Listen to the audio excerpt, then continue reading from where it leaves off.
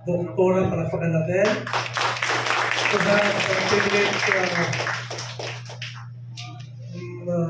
Ano yan? Sito.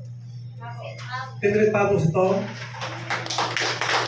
We have Pinrate Felix. Pabo, maging Felix din yan. Bandit, no? Okay, no? So, a little story of myself lang.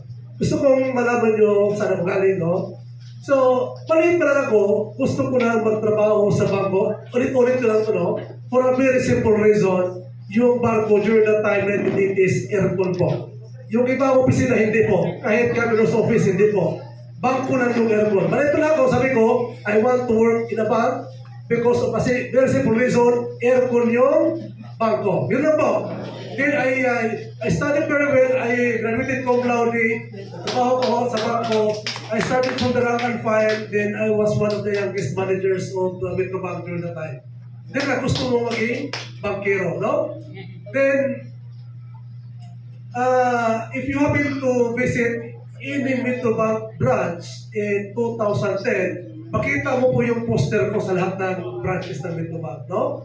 I am one of the 20 awardees po out of 7,000 employees, yung You're in Good Hands Award, no? So 20 out of 7,000, ibig sabihin, mayroon kang ginawa, may pinaghirapan ka, talagang gusto mo mag-excel sa bangko. Then ako lang po sa Visayas at Mindanao, yung 19 po from Luzon at NCR. Ibig sabihin, talagang may ginawa ka. Okay? Then, with this company, yung isang bangko, sabi niya, lipat ka sa amin, I will double your salary. Sinong hindi nilipat sa bangko na yan, no? So I transferred with Security Bank. Why? Then, sobrang laki ng offer sa akin. So tinanggap ko po yun. Sabi ko, ito yata ang pinakaswerte na nangyari sa buhay ko, no? So, when I work in Security Bank, na-promote ko ako as Assistant Vice President. Sa bangko po, dalawa pong level ng officership. Junior officer and senior officer. Yung EVP, start mo yun ng senior officer po. So, birthday na mayari, nandun ka, lahat ng mga planning nandun ka, kasama ka na, then yung mga junior officer, sila yung pag-implement. So, ibig sabihin, yung mga quota ko, ibigay ko na sa mga managers ko, I handled 5 branches of Security Bank, Katarman, Dalawang Tacloban, Ormoc, at saka Palawan. Ibig sabihin, yung quota ay pasa ko na sa kanila. Relax ka na. I was at my prime, 45 years old. Pwede kong i-enjoy yung position na yun for the rest 15 years. Pasal na lang sa branch. Kahit pagkalitan mo yung manager, papakainin ka pa rin, papainumin ka pa rin. Diba? Kasi wala magawa eh. Diba? But when I met this company, Remy International, I said to myself, I have to resign. Nakita niyo, ambisyon kong maging bankero, pinaghirapan ko, nagawa ko, nandun ka na, nag-resign ka. Anong sabi ng mga kliyente ko? Gago. Totoo. Dahil hindi nila naintindihan kung anong pinasukan ko. Sabi, gago ka. Nandyan ka na sa posisyon mo. Ikaw na yung boss sa lugar mo. Dahil nga, yung boss mo nasa dito eh. Nasa in-office eh. Ikaw nandun ka na, ba't ka nag-resign? Nakuha mo na yan, pangarap mo na yan, gago ka talaga. Pwede naman akong pumili ng portier without resigning. Kakita nyo? Pwede kong bilhin. Gagaling ako, bumata ako. Pwede naman akong hindi mag-advocate sa product. Nakita nyo? Si doktora pwede naman uminom na siya. Bakit ako nag-resign? Bakit kami nag-advocate sa product? Now, nandito tayo lahat. May purpose po bakit nandito kayo ngayon. This is not a coincidence. Kung niloko man kayo para nandito kayo ngayon, wag pong masamahin yan. There is a very reason bakit nandito kayo ngayon. Why? Baka ikaw lang pong instrument para mapaabot ang product sa ibang tao. Para matulungan yung sinasabi pabalik-balik sa ospital baka ikaw lang po ang susi dito. Bakit ako resign? Dahil when I presented, ako nag-upiti before, somewhere in Samar, when I presented top 10 cancer diseases, number 1, ano number 1? Heart disease. Umiyak po in front of me, teacher. Umiyak. Ang lakas na umiyak. Sabi ko, stop muna tayo. Parang hindi niya mapigilan. Stop muna tayo. After 5 minutes, there namin, ma'am, what happened? Sabi niya, bakit ngayon ka lang? 3 weeks ago, yung mga asawa na whole family went to Giwan, kumain, nag-inom, enjoy the party, umuwi sa bahay nila, kinabukasan, patay ang asawa niya. Heart attack. Sabi ko, kailangan pabilis na ito. Kailangan i-share itong product as fast as I could. Marami na ang ilan sa product, hindi alam ang product. Sabi niya, kahit 500,000 yan, bibilhin ko yan. The blessings dito sa Riwe, you know, if you can save a single person, that's why yung ambulance, di ba? Yung mga driver, bilis, kahit alam nila, patay na yung pasyente nila. Meron ganun pero bilis pa rin. Because you want it to save. Kahit hindi na save, ipakita mo pa rin sa kamag-anak na ginawa mo yun, yung tama, na you have to rush to the hospital to give hope. Now, bakit mo na-place ang mga railway associates, kami, leaders? Ang dami namin na tulungan sa tungkulan. If you can save a single person, you will be blessed. How much more kung 100 people na tulungan mo with this plan? Now, sa mga bago, ano yung blessings nyo? Knowing the product alone is a blessing. Bakit po? Pag sasabihin ng doktor, puputulan ka ng paa, kahit palipat-lipat ka ng doktor, ayun pa yan sa solusyon, puputulan ka ng paa. Kung hindi mo lang ang product, puputulan, paputol yung paa mo. Totoo hindi? Ngayon, kahit hindi ka maniwala ngayon, pag sinabi ng doktor, puputulan ka ng paa, nasa time maniwala ka, masisave pa rin yung paa mo. So knowing the product alone is a blessing. Paano ituloy-tuloy yung blessing na yan? You have to try that. Dahil dito, hindi ka pwede mag-share kung hindi mo na inom yung product. Mahirap pa yan. Mahirap pa yan. Kung kaya yung bumili na mo, yung pera, para saan ba yan? Para yan sa'yo. Look at yourself. Lahat ng tao kailangan ang product. Now, kung magtanong kayo sa akin, ilang taon na kayo, pag nasa mall ako, most of the answers, sir, 40, 41, 38, doon na po naglalaro yung sabi ninyo, yung sagot nila. Sir, 38, 40, 41, bihira na yung 45, but 50 years old na po ako, and playing 50 hours ng basketball. Kaya kung sabayan mga 30 people, 30 years old na mga kalaro ko, I am 50 years old, nagre-rebound pa rin ng basketball. Dahil because of this product, now, not everyone can afford. Totoo hindi? Not everyone can afford. Pero maraming kayang bilhin, pero hindi alam ang product. Yun ang invite. Baka pwede nyo mainom ng libre. Pero sa mga pwedeng bumili, if you can afford the product, para saan ang pira mo? Para saan ang pira mo? Gamitin mo na. Look young, wala kang sakit, batang-bata ka, wala kang sakit, mag-enjoy ka, 80 years old, sumasayaw yung mama nito. 82, no? 80? 82? No, my mother went to Tagaytay, nag-iisa lang siya, 78 years old, dahil walang sakit. look at what happened to those people na nag-inom ng porter. Look at those people. That's why if you will try the product, if you will buy the product, inumin yung product, pag-isip ng umaga, maligo ka, before crossing the street, look at your left, look at your right, baka motor lang po habal-habal na kasagasa sa iyo. Sayang din yung porter. Why? Sa tingin ko, accident yung kalabanan ngayon. Accident yung kalabanan ngayon. That's why when I drove my car, before, nasa 90, 100, 120 ako. Ngayon, 60, 70 na lang po ako. Why? Kaya ito na kalaban natin, ingatan natin ito.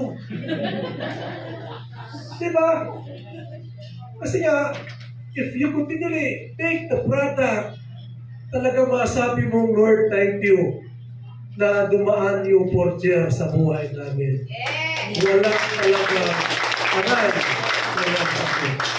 Kahit nagpapipi ka araw-araw, normal pa rin yung tipi. Now, the right person to take the product when I do the research, between 40 to 50 years old. That's the right person to take the product. Sir, bakit? Dahil pag nag-inom ka, 50 years old ka, aabot ka ng 60, 70, yung mukha mo ganun pa rin. Ito yung mukha mo, ito yung mukha ko. After 10 years, senior citizen ako, ito pa rin yung mukha ko.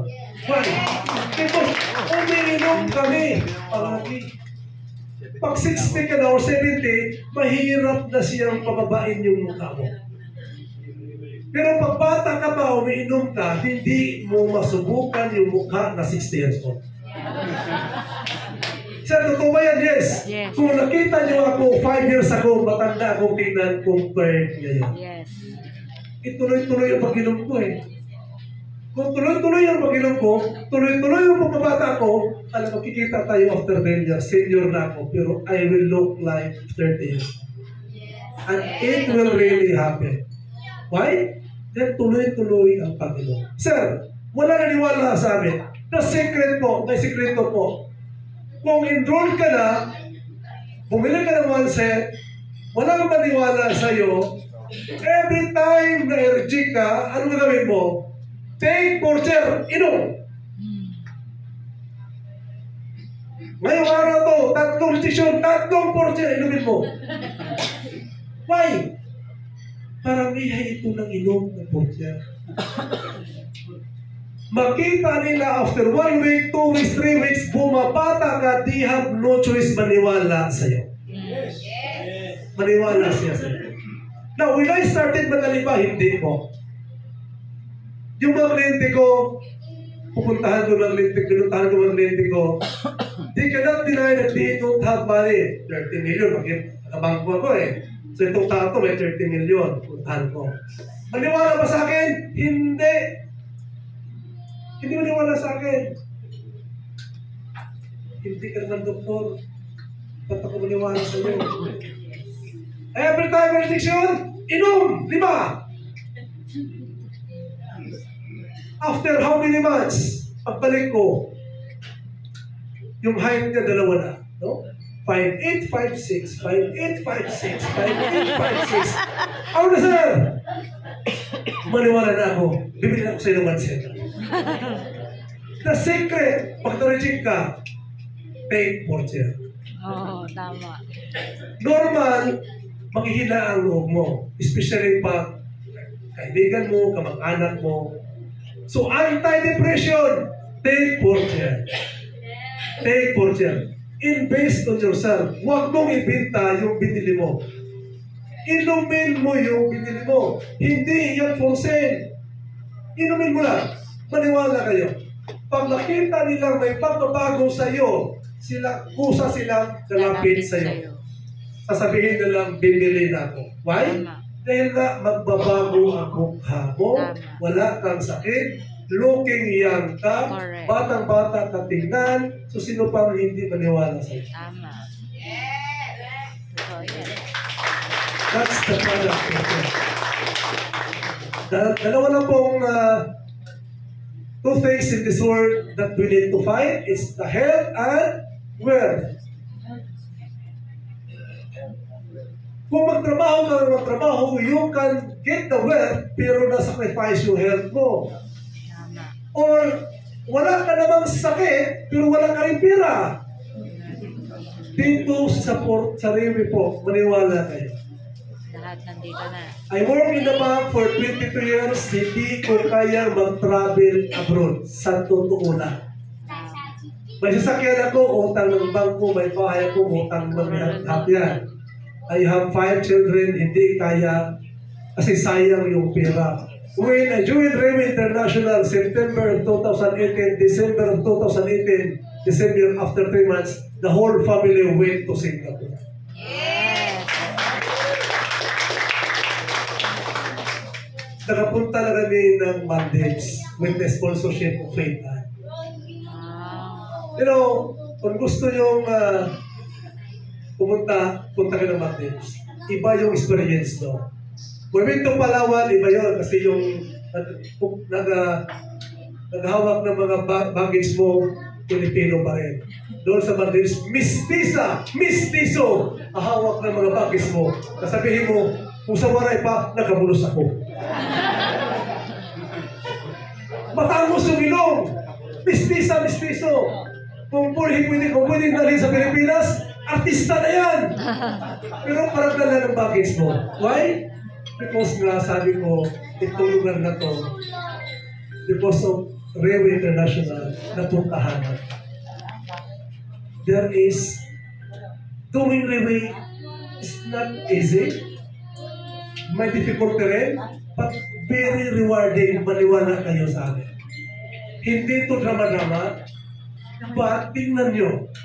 Start, take the product, invite lang. Support system namin dito, nandito yung event, libre naman ito. Invite lang kayo. Under such time, you can develop your own team. Pag may team ka na, that's the time, pwede kang magawa. Sa'yo na naman, ikaw na lang, solo mo to. Actually, after 3 months, hindi na kaya i-accommodate dito. Buksan na yan dyan lahat. The whole siguro, tukurin na natin. Hindi na kaya. Maniwala kayo. Hindi na ito kaya. Yan, lahat yan, buksan na yan. Exclusive. Exclusive na sa atin lahat. Time will come. That's why, ito po pabilisan. Pabilisan po. Invite. Bakit mo kaya mag-invite ng 10, ng 20 people? Kung talagang Quezon City ka, pipitin mo. And ngayong 29 po, 29 ba yun? 29 ba yun? Sa 29 po, mayroong grand testimonial event sa Palacio de Manila. Pinuntahan ko na po yun. Function room lang talaga siya. Mag-invite kayo, hakot kayo, kung kaya niyong magbigay, magdala doon ng 50 people. That's the start of your journey. 29, ito, Palacio de Manila. I'm not from Manila, pinuntahan ko po siya. Because the place is really for function. Invite kayo, bit kayo, bit 30 people there. And just the reward for bringing people there. Maniwala talaga sila because the different persons na nagsasalita doon, na pumunta doon, mag-give ng testimony, and when we say grand testimonial event, grabe talaga ang mga sakit na nandoon na bumalik because of the church. And that's the end of my sharing. Thank you very much. No? Sana tuloy-tuloy kayo.